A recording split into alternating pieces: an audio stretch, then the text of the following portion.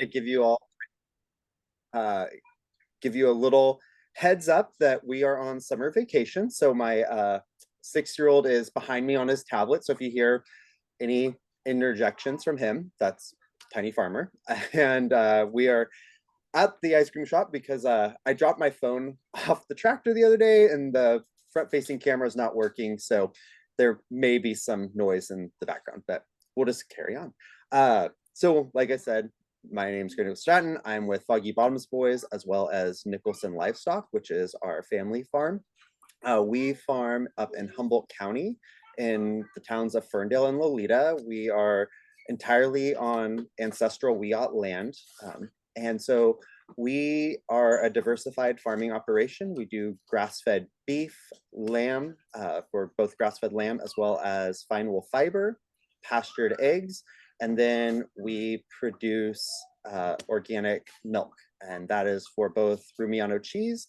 And then last November, we expanded into our own self-processing with Jersey Scoops. We built a small creamery and ice cream shop in the town of Lolita, and we can touch on that a little bit more later. But that is now moved into all grocery stores in Humboldt. So we're in 52 different locations where we sell our ice cream now, and then we direct market our beef and lamb fiber. So a little bit about the family background. My family immigrated in the 1860s to this area and settled on Cock Robin Island. And so we've been here for 6 generations now farming. We were largely a dairy up until my father added beef cattle. And then I kind of was the 4-H kid who got out of control and added the sheep. We had goats at one time. And then when my husband and I moved back in 2014 to the family farm, we added chickens because he was avid that he wanted a small egg production operation. And that's grown now to about 1,500 birds. So still on the grand scheme of things, smaller, but much larger than the 50 birds we started with. And our focus has been direct marketing. We do a few farmers markets. We have our own front of house here at Jersey Scoops also has a meat market aspect to it. And then we work with 5 different indigenous governments as well as several schools. And we did, up until this past week, do weekly deliveries to people's front doors. It started during COVID. We really expanded that part of our business in 2020 at the start of COVID with our grass-fed beef. But as happens, we had to prioritize family. And so we halted doing to your door deliveries weekly and are just encouraging people to find us at the markets and our storefront here. So I wanted to kind of talk about growing up in Humboldt. So I grew up here, was part of the family farm, went to Oregon State for college and planned on majored in range ecology and soil science, and then was planning on going to law school. Had been accepted to law school, decided to take a gap year and I worked for a niche meats and agritourism company called Belcampo. And after my gap year, got a job with them, worked there for 4 years, and ended up never going back to law school and came back to the family farm in 2014 with my then boyfriend, Thomas, now husband. And that was kind of when Foggy Bottoms Boys started. We got sheep not too long after moving back and the chickens, and it's been a kind of a slow organic growth from then. The Foggy Bottoms Boys started actually as a social media handle. We got our nickname, 1 second. Hey buddy, you need to turn off the volume, please. We got the name for the handle from some other dairymen at the Humboldt County Fair. We were showing cattle there, and our herd of cows has been registered as the Foggy Bottoms jerseys for almost 100 years. And they just started referring to us as the Foggy Bottoms Boys because we were there with the Foggy Bottoms jerseys. And so we made that a social media handle, really doing advocating, sharing what it's like to be in agriculture, kind of sharing what it is to be LGBTQ in agriculture, and what it is to be Jewish in agriculture. And so we had kind of a wide spectrum that we were showing of what it is to be basically our lives as farmers, modern farmers in rural Northern California. Um, and that from there developed into its own business. And it's really grown each year. And we've been able to branch out from the dairy, the grass-fed beef, the eggs, the sheep, and then really offer opportunities to bring people to the farm. We do school tours. We also offered on-farm experiences just for the general public. So we will give, up until avian influenza was preventing it, we were giving public tours of the farm, and we hosted dinners on the farm as well. So we would invite people to come to the farm and cook a meal with us, tour the farm, talk about agriculture. And that was something that was really awesome because it really gave people a chance to experience ag and see what it was to be like in our life in agriculture.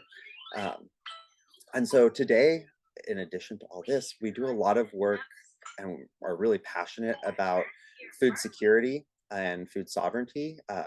We work with the local COAD. During a few years ago, there was a major earthquake in right around December, and that hit the town of Rio Del really hard. And we always talked about being passionate about that, and it was something we worked with local food banks, but that was an opportunity when we were actually able to like step up, and we for 2 days prepared meals for 500 people at the fire department there, which was burgers and salad. And so we like used our own grass-fed ground beef, made burgers, cooked 500 of them, had friends come and help us, and fed the town of Rio Del, and really saw how farmers in rural communities can be the ones that are the fastest to respond when a disaster strikes, because you have access to food and you can really help the most underprivileged and disadvantaged members of the community have access to food in those moments of need. And so that was something that we've continued to move forward with. We've also really just fallen in love with the town of Rio Del. Our son now goes to school there because the community was just so incredible that we did an out of district transfer and sent him to school there. And it's been really incredible to have the opportunity to work with communities that are in crisis, and then to work with schools. So we were lucky enough to get a farm to school grant that we're working on moving forward with. We've worked with schools before, and now we're like looking forward to the opportunity to actually do more with schools, get local grass-fed beef into as many schools as possible locally, and get as many kids onto farms as possible. So that way they can genuinely experience agriculture, where their food comes from, be involved in the food systems, and see the opportunities for them in ag as well.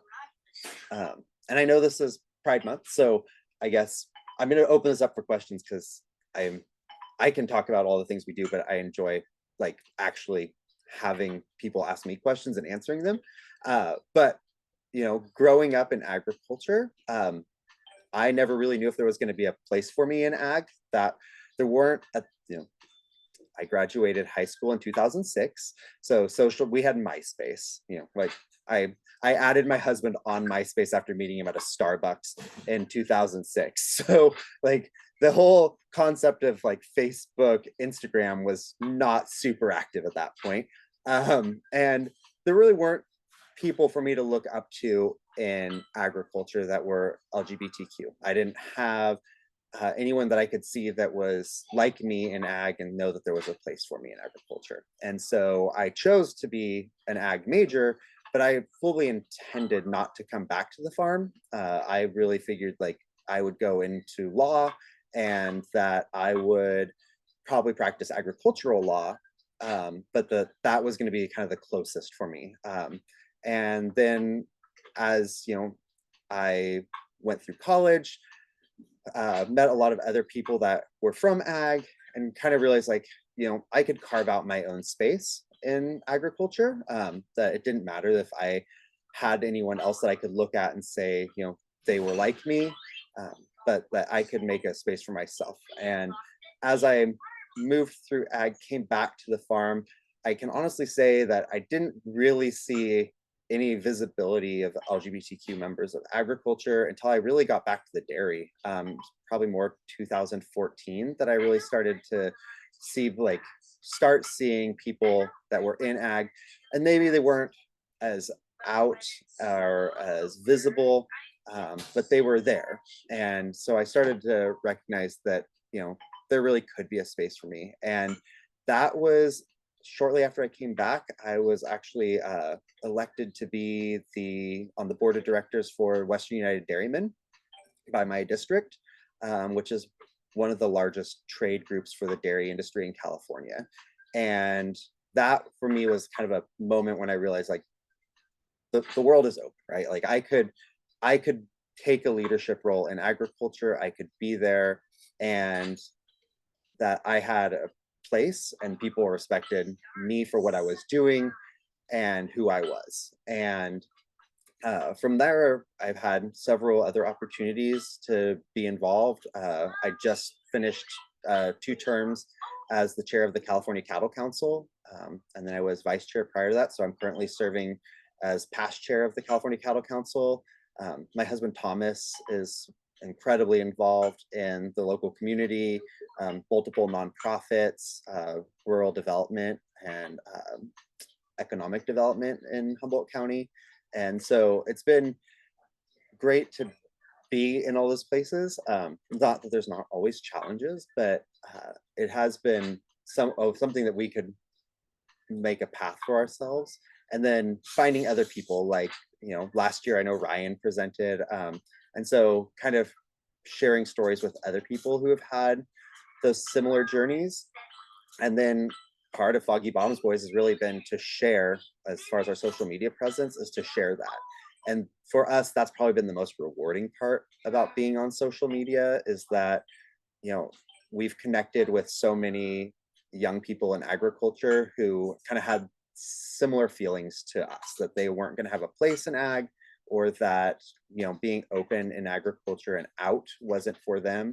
And then, having someone else that's visibly online, that's there being authentically themselves, has, helped them realize that they can do that, and that they can be their true self and stay in an industry that they love and that they're passionate about. So, there's a lot that we are very excited about, whether it's local foods or, being openly, authentically ourselves, and whether that's being, observantly Jewish or openly LGBTQ. Like, those are things that, like, showing that agriculture represents, like, a wide swath of our population, even if we are less than 2% of the general population is actually in farming, that we still represent the whole spectrum of the American population. So I'm happy to answer questions, because I can just talk about all kinds of things. But well, we had a comment in the chat. Edward said, I'll definitely have to come check out your storefront next time I visit.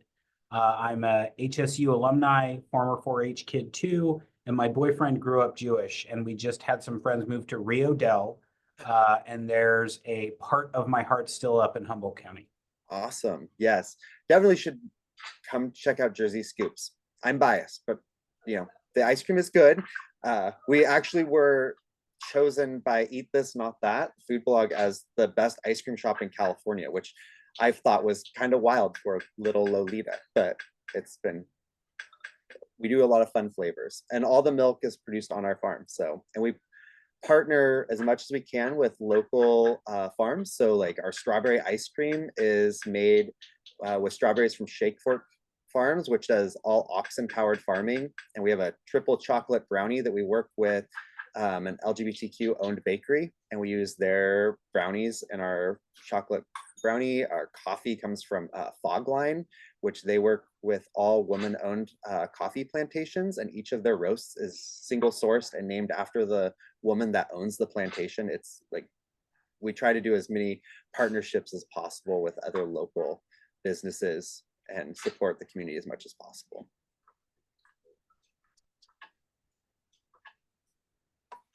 So did we have any questions for Cody? I was going to say, when you and I were talking before everybody came on, how disappointed I was that all of your stuff's up in Humboldt. We need some of that down here in Sacramento so we can get our hands on it easier.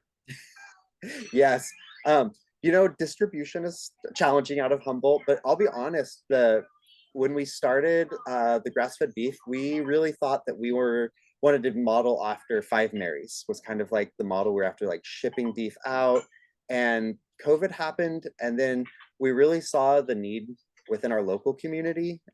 And that has really driven us to focus on Humboldt. And we're really passionate about keeping as much of it local as we can, serving our local community and being a driver here for the kind of change we want to see in the food system and our local communities and resiliency in food. And so, yeah, we always encourage everyone, come to Humboldt, visit us, but also, find farms that are local to you that are doing similar things and operated similarly. So that's, we get a lot of requests to ship like back east, and we're always like, what, there are farms doing similar things as us that are probably LGBTQ owned near you that you don't know about. So like, let's help you try to find someone and support those farms. Oh, I have a question. Yeah. Good to see you, Cody, and yeah, it's just good to see you connecting with the rest of our team here. So, Yeah. I was wondering, what's your favorite part about farming and why? Oh, so I think my favorite part about farming, so I would say like we are in animal ag and I do love the animals. Like that's always been something that I'm passionate about is livestock. I love working with livestock. But I also, it's like for me, it's been sharing the farm has become kind of the thing that I'm most excited about on the daily basis. The last year has been a little challenging with avian influenza because there's something about like when you can bring, I know so take you back a couple years. The first time we did a school tour, there was like 60 kindergartners that rolled up to the farm and unloaded from this bus. And it was terrifying. Like I cannot tell you how terrifying it was. And it was like cats came off the bus and there were little kids just like going everywhere. But once we got them all back together and started doing this tour and seeing them interact with like the calves and with the goats, and we had like a little planting project, so they got to plant seeds and they got to help me feed the calves, so they were like scooping grain into buckets, which is like the least biosecure thing we could ever do. So you couldn't actually feed it, but it was like it gave them the idea that they're helping and they're involved, and like they were so excited and they were so like amazed by this idea of farming. And it was really like that has become my favorite thing because I love those opportunities when we get to like actually engage directly with kids. And it's all ages. So we do a lot of tours with Humboldt State, well now Cal Poly Humboldt. And even like when you get to engage with like college age students, and talking to them about like what we do and about agriculture and just helping make those connections, that's for me become my favorite part of farming is the actual involvement with the next generation has been my favorite thing. I still like, I love the animals. I like the challenge every day. There's always something new, but if I got to pick one thing, it's just doing that. Like I love getting to do farm tours. Oh, that's awesome. Yeah, like the animals. Or even visiting schools. We did a career day not too long ago and I took a goat, and it was the most hilarious thing to take like a baby goat to a junior high career day, and like the 8th grade boys were all like way too cool to pet the baby goat, right? Like they could not do that. As soon as they went on like their like recess break, it was like all these 8th grade boys like snuck back into the classroom where the baby goat was to come pet it without everyone knowing that they were doing. I was like, well, now you're all here again, so it's not any different. But it's just that part is so awesome. Awesome. Thank you for sharing. Yeah, absolutely. Thank you. Any other questions or things you'd like me to share with you or talk about? I have a question. Hi, Cody. It's Nick. Thank you for doing this today. Yeah. Sorry, I'm a little disheveled. I'm actually back east on vacation, but I want to know how you and Thomas balance parenting, running the store, running the farm, showing with Tiny Farmer, and how you balance doing all the things. Oh, well, we just don't sleep. That's the answer. Um, so I will say, like, it has been, especially in the last like year with Jersey Scoops, really growing. We found ourselves being kind of like ships passing in the night at times because like there's so much going on. We are really lucky that we have like a really strong community here as far as like family and friends that can help us reach that balance. But then we've kind of reached a point in this last several months where we were able finally to kind of prioritize things. So like we're not doing the deliveries anymore. And so we really like picked the things that were most important to us and prioritized those, and then had to let some things go, which is fine. Like, and there are those, we had a couple months where we didn't have chickens because like production was dropping, and it was like, you know what, we can do 2 months without chickens and not until our new flock comes, and we have that time to use for something else. And so a lot of prioritization, and then a lot of just like chasing a tiny farmer around. I can't tell you how much like they tell you kids take a lot of energy, but man, like it's like the best thing ever to like have him on the farm with me. But also like I always joke that it's hinder help because there's you know 6-year-old help isn't always really help. It's like you're kind of doing things over again or at half pace, but it's so much fun to like get to share that with him. Like right now he's shining the thermo detector around. So yeah. Thank you for that. Yeah, absolutely.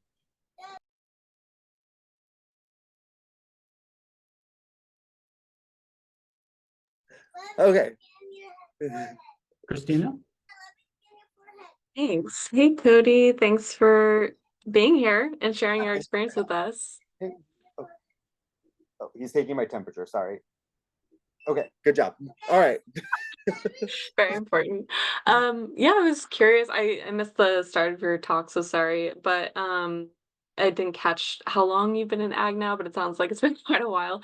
So I was just curious if you've seen any shifts or differences, whether it's like representation of LGBTQ folks or like experiences, if you've seen any shift, or maybe it's the same since you've started in ag when it comes to representation or experiences in the ag sector specifically. Yeah, so I grew up in agriculture. So we live in the house that I grew up in. My parents like to say that we rehomed them, so they were ready to go to move to a smaller house. So we're in the same house, which is the same house that my my grandfather grew up in, and my great grandparents lived in. So I grew up in ag. I would say, I think maybe the change has been the visibility in agriculture as far as representation.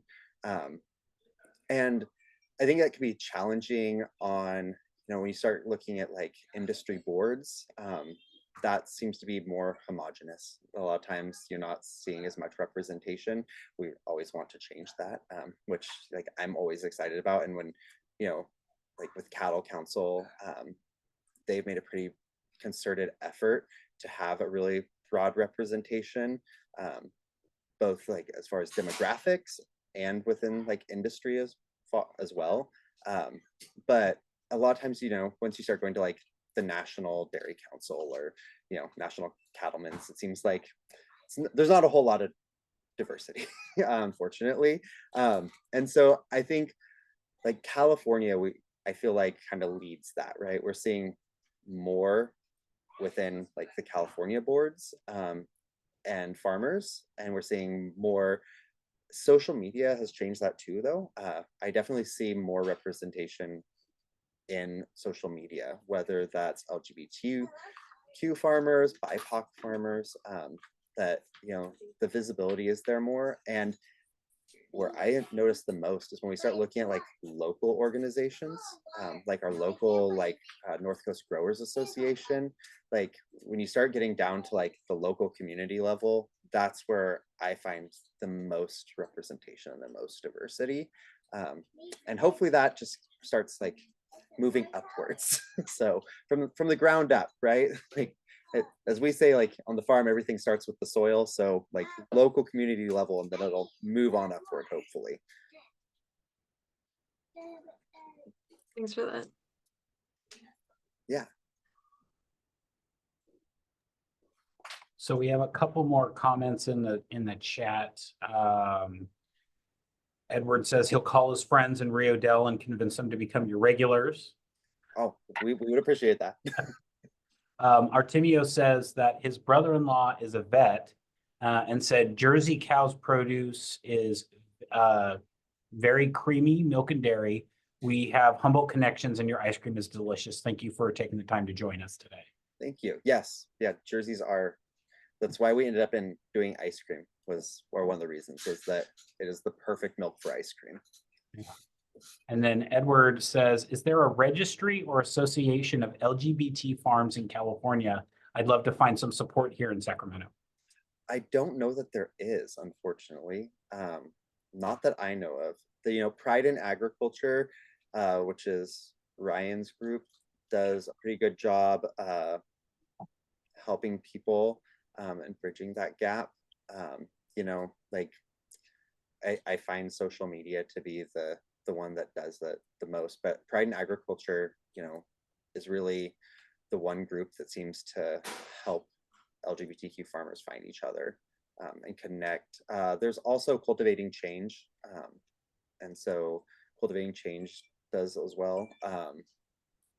Yeah, there's not like a great, unfortunately, not yet. I could say like the Jewish Farmers Network, like they do meetups and like have like monthly things where you can like get on and like connect with other farmers. And I wish there was something similar within the LGBTQ community, but I am tapped out on time, as Nick was pointing out, to organize that, unfortunately. So I put both Pride in Agriculture and Cultivating Change websites in the chat if anybody's interested. So check those out. And we, like Cody mentioned, we had Pride and Ag come last year and speak to everybody. They're a great organization. Yeah. So Stephanie says, my husband and I would love to plan a trip to visit your farm and get some ice cream. Awesome. Roberta says, thank you for your leadership in the CCC. And then Raisa says, thanks so much for talking with us. Sorry to bring the mood down, but what does it feel like being a farmer at this point in time, e.g. the federal climate, immigration, et cetera, everything that's going on in the world? Yeah, so that's a good question. I would say so because we are in self-production and like direct marketing, it's been kind of a wild ride. The last 100 days feels like 100 years. Like it has been such a crazy thing.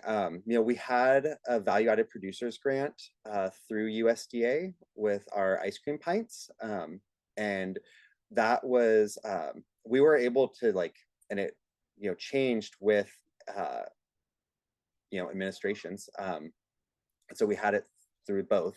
But we were able to basically, it was awarded and we accomplished it in 8 months, which was very fast.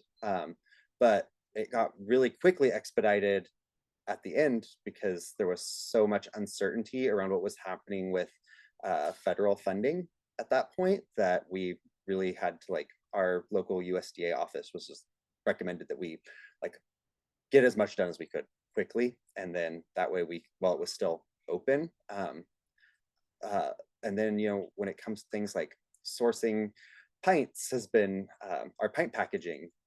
Usually it would come from a company in Canada, and then there was tariffs that we weren't expecting, and then the tariffs were gone, and then the tariffs were back. And so it's been, I can say it's been kind of a wild, on the production side, it's been just day to day. It's just been one thing that's unexpected to the next. As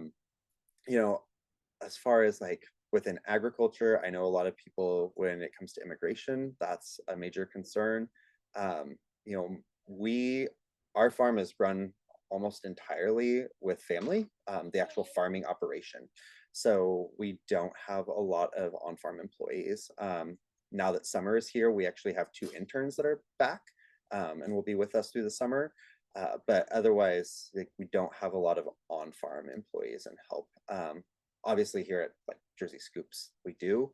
But that's always, those are members of our community, like, here in Lolita. So there's always concerns around that. Yeah, it's just a lot of uncertainty, which agriculture is uncertain enough as it is, right? Like, you're working with a living system, the weather, everything impacts living systems.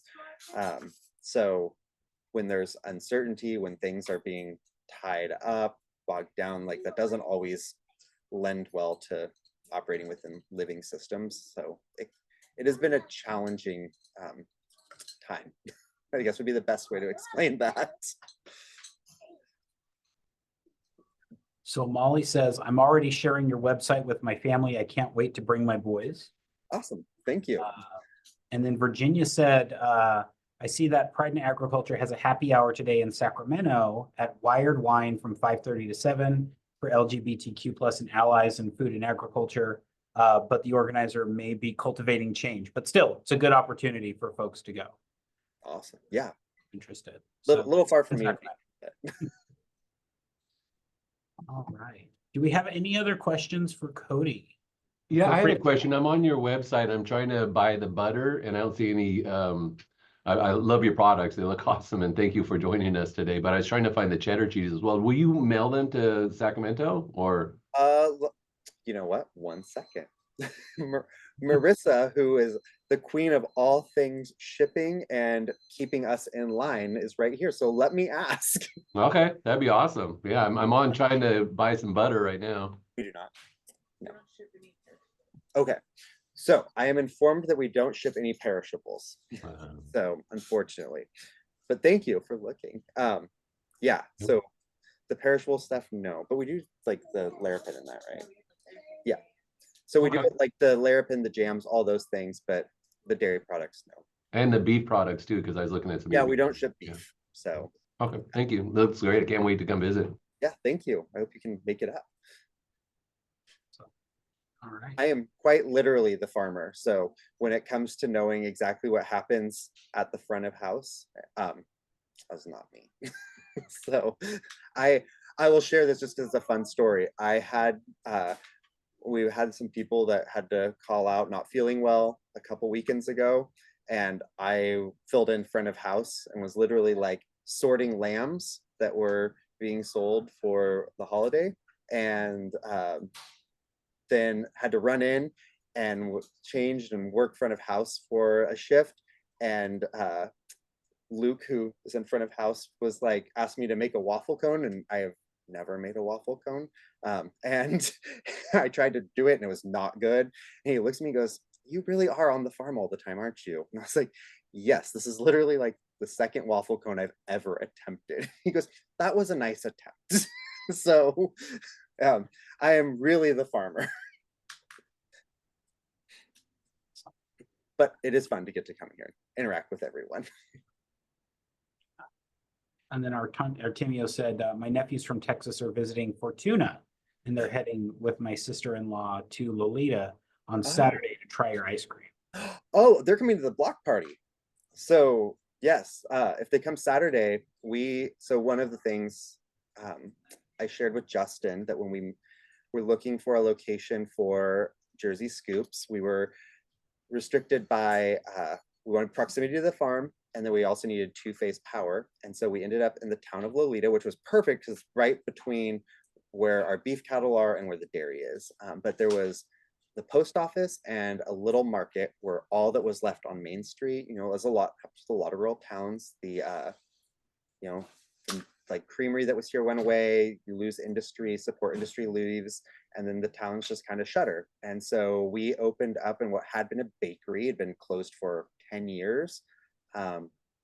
And it's been kind of revitalized the town. And one of the things we do is we invite food trucks once a week to Main Street. It gives local community food options for the members of the community that don't leave Lolita a lot. So there are other food options on Main Street. And then we host block parties. And so this Saturday, from 12 to 5, we are hosting a block party in conjunction with the chamber that's been brought back in the last year as well, the local community chamber. They maintain the park that's on the other side of Main Street from us. And so we have 2 local bands playing. There's 5 food trucks coming. We invited a whole bunch of local makers and artists to come vend in the park. And right now, there's been 1,000 people have responded to the Facebook event page. And we are, if you hear me quivering a little bit, we're hoping that many people don't actually come because Lolita is not that big. But it has been really cool way to see how agriculture can be economic driver and can revitalize communities, and also brings like a lot of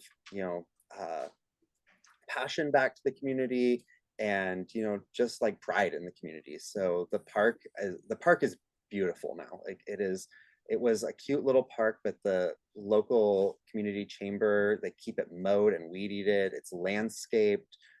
There's a whole bunch of WIOT displays of history and information for our local Indigenous community. And so it's become like a really cool place that we're always excited that we get to share now. So hopefully your family will come and partake in the block party, because it will be great. And Young and Lovely is a local queer jazz band that will be playing, and they're very Lady Gaga-esque in their attire, and they are just amazing. So yeah, we say it's not a pride event, but there's definitely like we're you invite people in, you meet them where they are, and then you kind of just give them a little more. So it is very pride forward without branding itself as a pride event.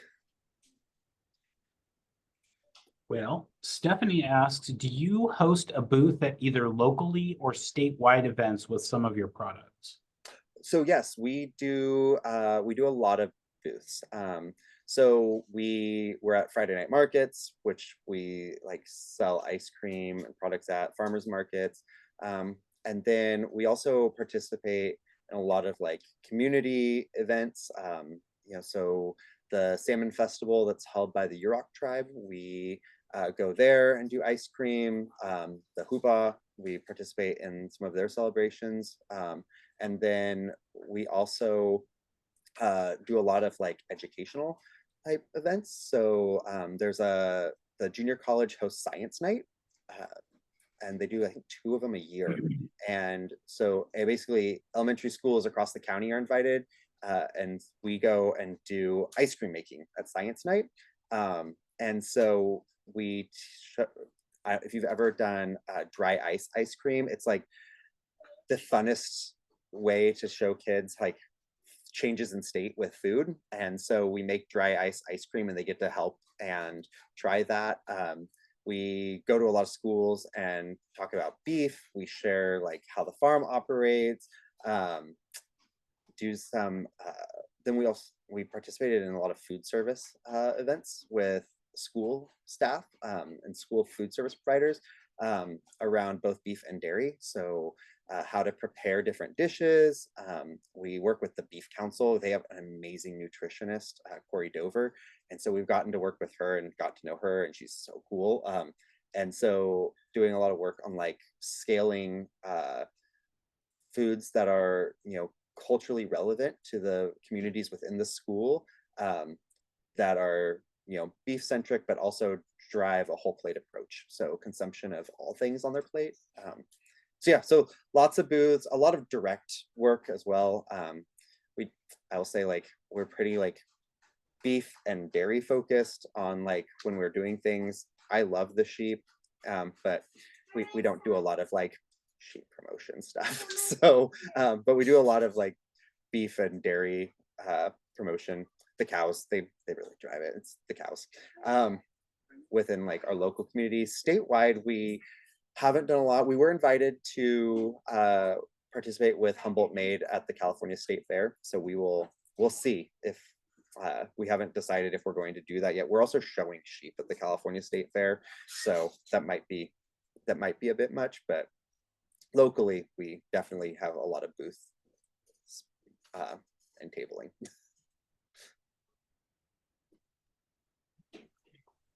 See, Looks like Migray has a question.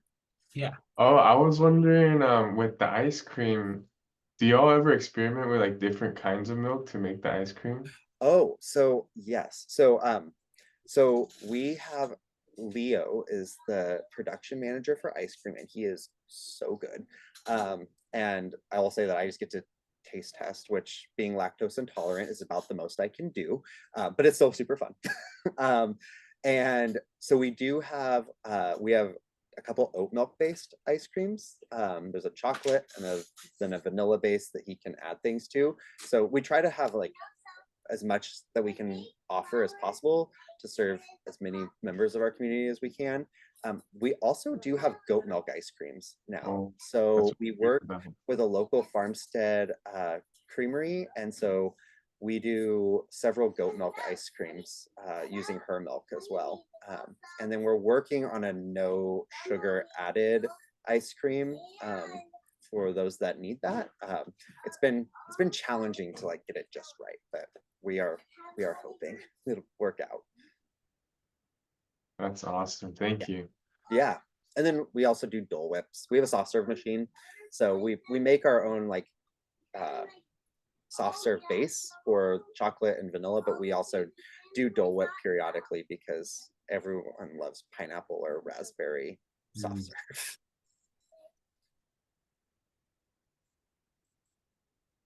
So Artemio asked, what other challenges do you face in dairy production and livestock? As a farmer, you mentioned uncertainty, but what keeps you up at night? And what else can policymakers and our state help to maintain dairy as the #1 commodity in California? Oh, there's so many things to keep you up at night with the dairy industry. So there's the uncertainty around markets, around yeah, that's a hard one. Within like the markets, climate, environment, like there's all those uncertainties. One of the things that I think we are challenged with a lot is regulatory compliance is always maybe not so challenging as far as meeting that, but always like meeting the movement within it. As a dairy farm, that's one thing that can be kind of stressful and challenging, and liability that comes with regulatory compliance. I would say probably that, making sure that I hit all those spots that I need to is always sort of stressful. But yeah, I'd say like that's one of the biggest challenges. I think as far as like within policy that really can be beneficial to livestock agriculture in general, whether it's dairy or one of the other ones, is just that like policy moves at policy's rate, right? And so that doesn't always line up well with like living systems, because when things happen or like you're operating, you don't always sometimes by the time we have to make decisions, things have to happen, and then policy is moving at its pace. Well, I guess a perfect example of this would be like Prop 12 with our laying hens. We needed new crates, our cartons. We ordered them. We ordered a shipping container worth of egg cartons. And so we got them, but this was all before like all of the wording, all of the like the final ruling for Prop 12 came out. And then after that, Prop 12's final ruling comes out, we need to label that, they're CA Prop 12 certified eggs. Well, that wasn't determined when we ordered, 30,000 cartons. And so, that's one of those things where now we have 30,000 cartons that are non-compliant. So we have to find a way to like make them compliant, because we had to make a decision before policy had caught up to it. And so I think sometimes that's one of the challenges, is that, things move at different speeds. Thank you. So Megan says, hi, Cody, as your neighbor, longtime Lolita resident and your CDFA veterinarian, thank you. Thank you so much for what you've done for our community. Your family's business entrepreneurship is such an asset to the local agriculture and our region overall. Awesome. Thank you. Thank you, Dr. Mott. Dr. So Mott's awesome, by the way, just so you all know. She's great. So one question I know that everybody is wondering is, what's your favorite flavor of the ice cream you make? Oh, so I have a new favorite. So I have been like historically, which say this, we've been making ice cream for just over a year. But the caramel has been my favorite because it's a burnt butter caramel that's mixed entirely through the ice cream. So the whole ice cream is caramel ice cream. However, we have a new flavor that is like coming out just for the block party, and it's a maple bourbon pecan. And it is so good. Like, it is so good. Also, I will say that we did do one called Cow Chow, which was that like burnt butter caramel mixed throughout a chocolate base with marshmallows and then chunks of Dick Taylor's, which is a local chocolate maker up here, chunks of their dark chocolate. And that one, I mean, like, I'm lactose intolerant, but I may have eaten several pints of that for dinner. So like, it was just so good. But yeah, so those are my, right now, I guess it was caramel, we'd be between Cow Chow or that maple bourbon pecan. It's hard to beat that one. It's really good.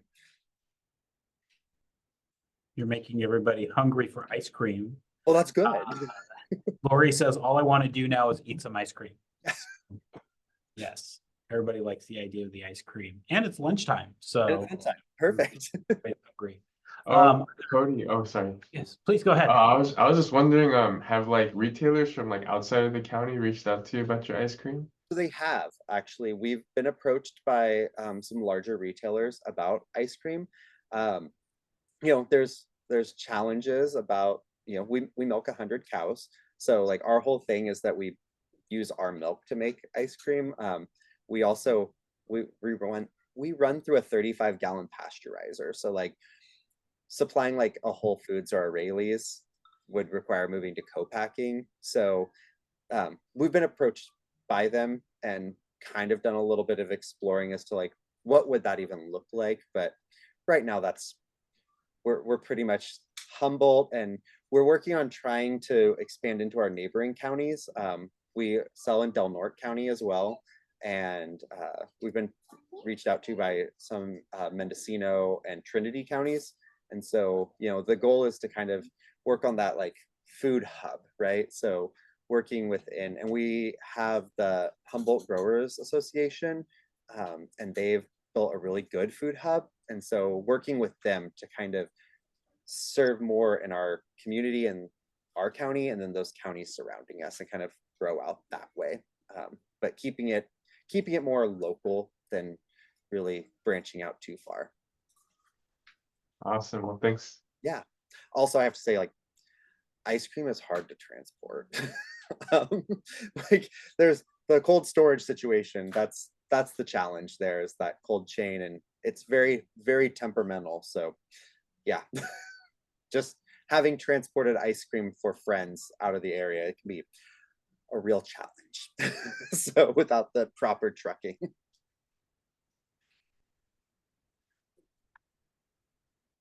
I had one question about have you looked at the CDFA Dairy Digester program, and are there obstacles or barriers for entering that program that we should be aware of? Oh, so dairy digesters, there's one going up here. So I was actually had the privilege really of being on the AMP working group as one of the dairy representatives for AMP, the Alternative Manure Management Program, for those that aren't familiar with AMP. But digesters, generally, you're not seeing a lot of them in Humboldt, just because our dairies aren't big enough at scale to make them practical here. We milk 100 cows. I think the largest dairy in Humboldt milks 1,500. But the majority of dairies in Humboldt County are going to be in that like 100 to 300 cow range, with some down like there's one dairy I think is milking 40 cows currently. So you're seeing a lot of smaller dairies. There's 37 dairies in Humboldt County right now, I believe, and of those 36 are organic. So I'm not super familiar with the digester program outside of what I've learned through the Cattle Council, and being on the dairy cares calls, because it's just not something that is part of our life really up here. Yeah, no, I've heard similar feedback that it was for the larger producers. Not so much. Yeah, it's really for the larger producers. You're seeing a lot of AMP programs in our region, a lot of composting pack barns. Thank you. Yeah.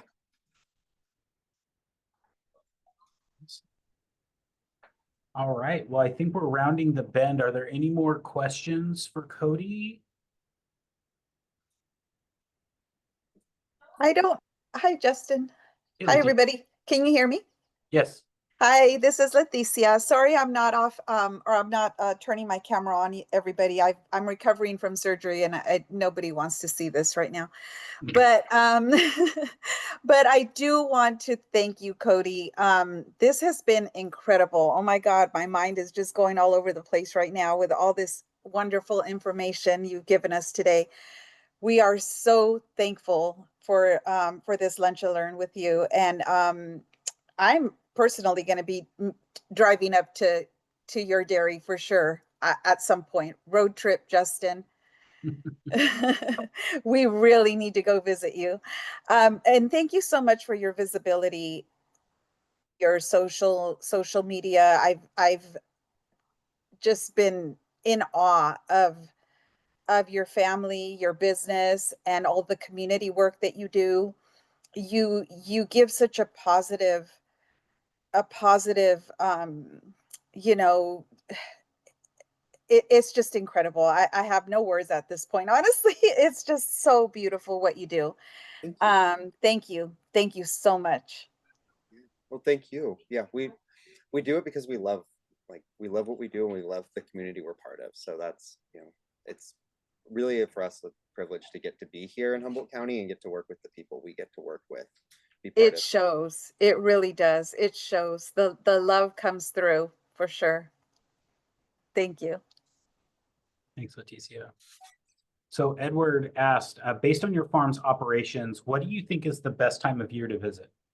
Oh, so I'm going to be honest with you. The best time of year in Humboldt County is actually September, October. Farm wise for us, that's like when things generally start to kind of slow down a little bit, but it's also our best weather. Surprisingly, summers are very foggy in Humboldt. So the warmer it gets in the valley, the foggier we are. So we often refer to August as Foggist, because you're basically just like socked in with fog constantly. But September, October are beautiful in Humboldt County. It's like, and because the rivers are all lower, all the like really kind of cool tourist attractions like Fern Canyon and that are all accessible. So it can be a really great time to come to Humboldt County this the fall. Fern Canyon is my favorite trail in the world. Is it? It's so great. It is awesome. You start with, for those that haven't been there, you start with old growth. You go into Fern Canyon. It looks like a dinosaur is going to pop up, and then you pop out of the ocean. It's ridiculously beautiful trail. It's so cool. And like in the fall, like the streams are low, so you can do the whole thing. It's amazing. So, all right. Any other questions?